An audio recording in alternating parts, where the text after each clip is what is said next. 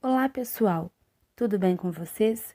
Hoje nós iremos falar sobre o livro As Veias Abertas da América Latina, de Eduardo Galeano.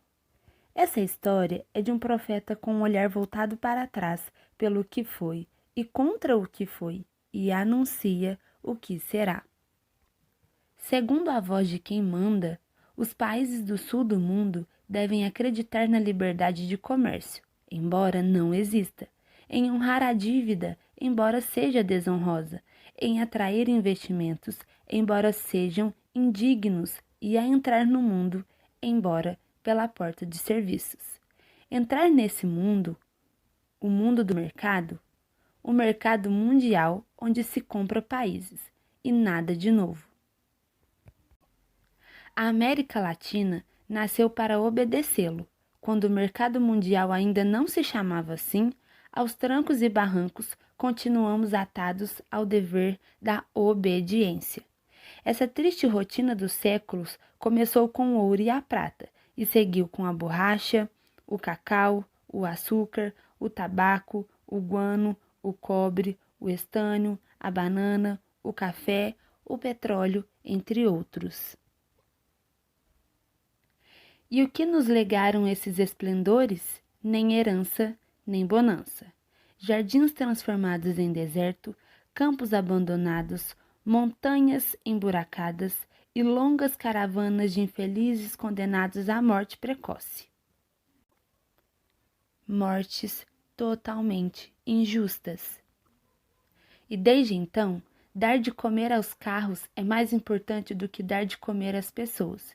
E outra vez, voltam as alforrias efêmeras que, ao som de suas trombetas, nos anunciam grandes desgraças. Falar desse livro é um pouco complexo, não por sua escrita esburricada, mas por trazer à realidade a verdadeira história de toda a exploração da América Latina. O açúcar se torna o principal produto de comercialização no mercado internacional, controlando as relações sociais e deixando efeitos desastrosos produzidos pela presença dos latifúndios nas áreas de produção açucareira. Com a chegada de Cristóvão Colombo na América, houve uma corrida pela busca do ouro e da prata nas terras da colônia. Mas a partir de sua segunda viagem, Cristóvão trouxe das Ilhas Canárias mudas de cana-de-açúcar e, por sua alegria, as mudas brotaram rapidamente. Então, nesse momento, teve início a exploração do ouro branco no Brasil. O rei açúcar, até então, era cultivado em pequenas quantidades na Ilha Cilícia, nas Ilhas Madeira e Cabo Verde. Era muito valorizado pelos europeus. O açúcar era pesado em gramas em farmácias e chegavam a fazer parte do dote das mulheres. E em menos de 3 séculos de colonização da América, o açúcar se tornou o produto mais importante a ser cultivado nos solos quentes e úmidos do Nordeste do Brasil, nas ilhas do Caribe como Barbados, Jamaica, Haiti, Dominicana, Guadalupe, Cuba e Porto Rico. Com a mão de obra escravatista, a produção de açúcar arrasou muitas matas, tirando sua fertilidade e o humus da terra.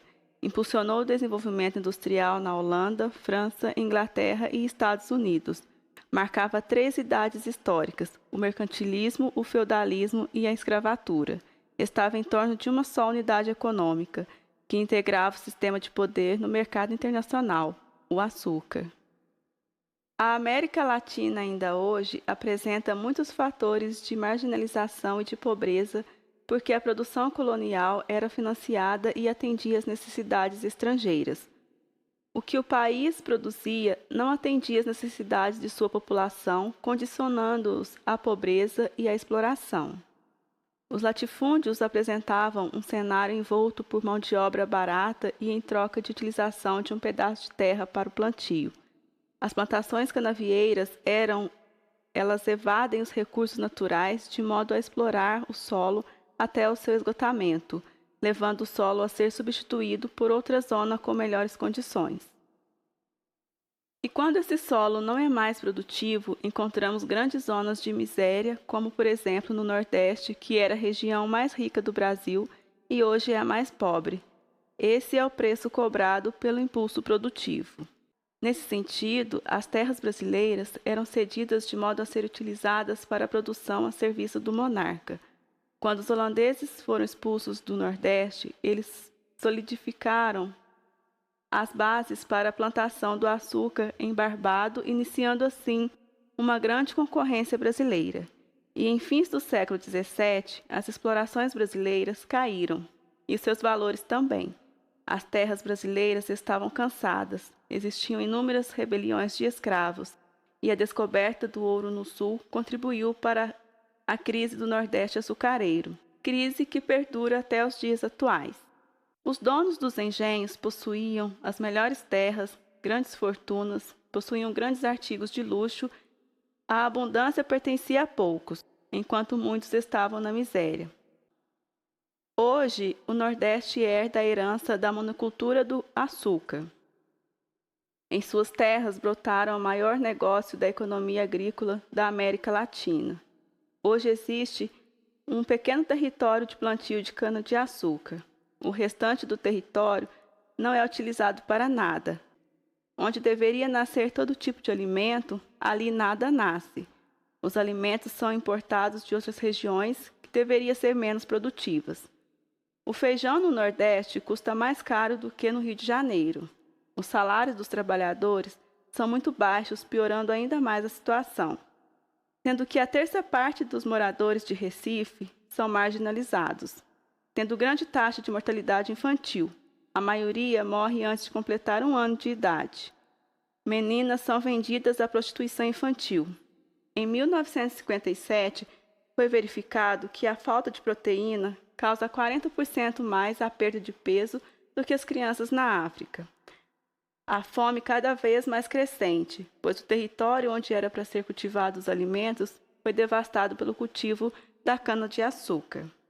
O mesmo ocorreu em Haiti, onde deixou de ser uma região que cultivava o algodão, o tabaco, a laranja, a vaca e o porco, e destruiu suas terras com as plantações de cana-de-açúcar, se tornando hoje o país mais pobre da América Latina.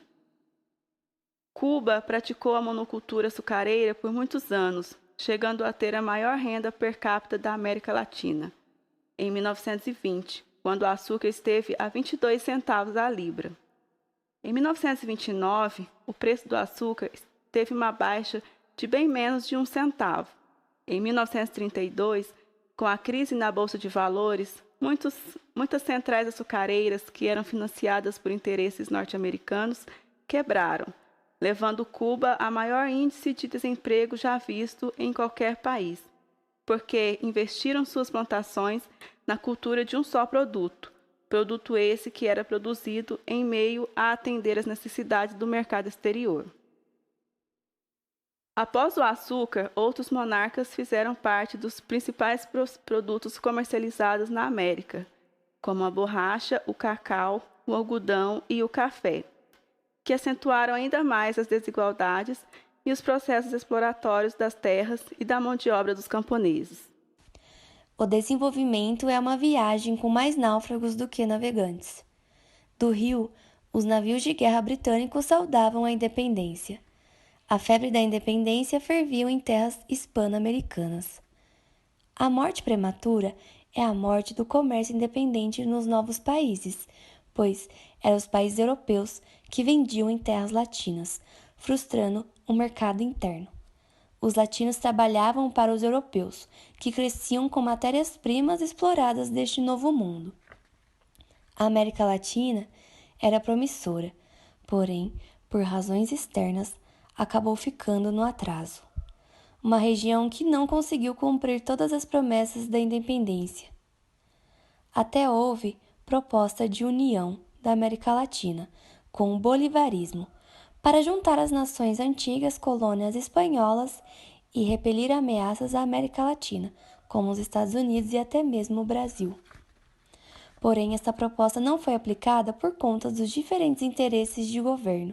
O atraso econômico acabou permitindo o imperialismo estadunidense em terras latinas, pois os Estados Unidos enxergava que a América Latina era a área de influência deles, e não da Europa como costumava ser. ocorreu por meio de empréstimos, doutrinas, comércios e até mesmo a violência, conhecida como o Big Stick, uma ação armada promovida pelos Estados Unidos. A burguesia se associou à invasão estrangeira, sem derramar lágrimas nem sangue. A obra de Galeano é importante para entender o subimperialismo brasileiro sob comando da mão invisível estadunidense na economia da América Latina, que permanece até os dias atuais. As Veias Abertas da América Latina, 7 anos depois. O livro critica os 400 anos de saqueio dos recursos da América Latina, desde a conquista europeia até a segunda metade do século XX. A principal ideia de Galeano era demonstrar que a pobreza, o sofrimento e o subdesenvolvimento não são o estado natural da América Latina, mas sim o fruto da depredação histórica e contínua dos países como a Espanha, Reino Unido ou Estados Unidos, em trama com as elites locais. A divisão internacional do trabalho consiste em que uns países se especializem em ganhar e outros em perder. O livro expõe o ciclo de pilhagem e pobreza durante os ciclos do ouro, prata, algodão, café, banana, açúcar, cacau e borracha, que esgotaram a terra e cobraram a vida de um número incontável de indígenas, africanos e populações pobres. Essa máquina depredadora impulsionou as revoluções industriais europeias e a economia gringa, e hoje impõe multinacionais tentáculos que controlam a produção, distribuição e venda de insumos aos produtores locais em toda a América Latina. Todo um sistema baseado na escravidão pura e dura, no passado e que se disfarçou com o tempo, num sistema de salários de fome que ainda hoje persiste. Mais que um livro de história, esta é uma trama muito humana, escrita com linguagem simples e direta. Para criar As Veias Abertas da América Latina, o autor viajou pela região. As páginas contam histórias de gente real, descreve cenários do que restou da opulência de grandes capitais efêmeras da riqueza da região, como Potosí, na Bolívia, aos pés da maior montanha de prata, alguma vez encontrada. Hoje é um lugar empoeirado. O livro conta com uma linguagem terra-terra, que foi devorado por uma juventude amordaçada pela ditadura latino-americana dos anos 70, o que levou à obra mítica. No epílogo, 7 anos depois, o escritor uruguaiano recordava histórias paralelas, como a de uma ativista chilena que, quando fugiu da ditadura de Pinochet, escondeu o livro entre as fraldas de sua bebê, e a de uma mulher em Bogotá que lia em voz alta nos autocarros públicos, e a de um argentino que, sem dinheiro, saltava de livraria em livraria para ler aos poucos. Décadas depois do lançamento, As Veias Abertas da América Latina reaparecia como arma de arremesso político. Em 2009, o então presidente da Venezuela, Hugo Chávez, ofereceu a Barack Obama um exemplar, durante a Quinta Cineia das Américas. O ato foi visto como uma provocação por muitos. Questionado sobre o episódio, Eduardo Galeano foi um tangente. Nem Obama nem Chávez entenderia hoje o texto. Na segunda Bienal do Livro de Brasília, em 2014, Galeano deixou um auditório atônito quando disse que não seria capaz de ler de novo As Suas Veias. Cairia desanimado, acrescentou, e explicou. Para mim, essa prosa da esquerda tradicional é aborrecidíssima. Tentou ser uma obra de economia política, mas não tinha a formação necessária. Não me arrependo de ter escrito, mas é uma etapa que para mim está superada. Por Pedro Cardoso.